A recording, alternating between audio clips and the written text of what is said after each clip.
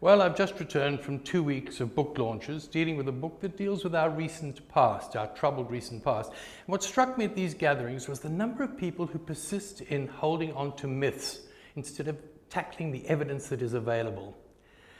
I mean, how do we actually deal with the present if we don't understand the past? And if we can't deal with the present, how do we possibly plan for the future?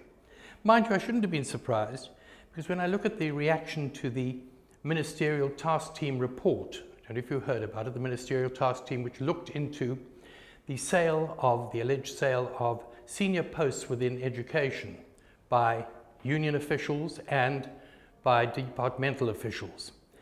Now, this has been happening on a large degree according to all the available evidence, but the evidence is anecdotal.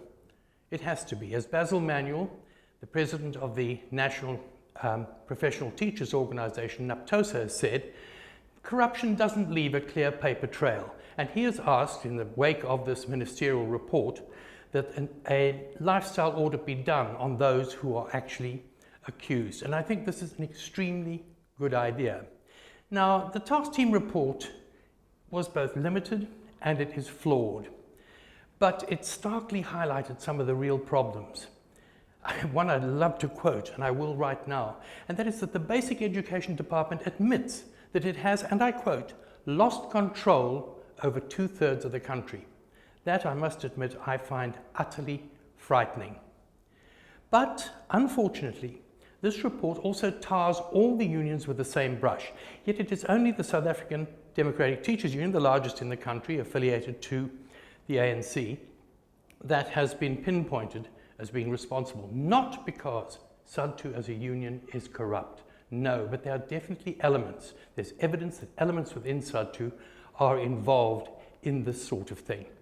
And by not facing up to reality, because what SADTU has done is they have denied emphatically. They've turned around and said this is union bashing.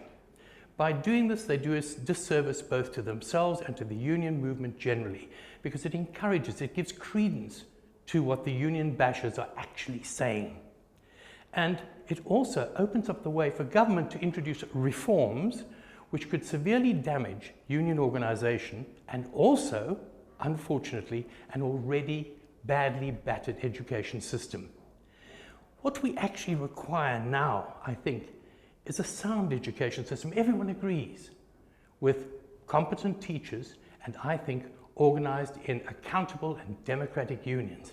That's what we need at the moment. And that is what I think I shall concentrate on in my Inside Labour column this week, which you can access on this platform, Fin24, tomorrow, and a version of which will appear in the City Press on Sunday.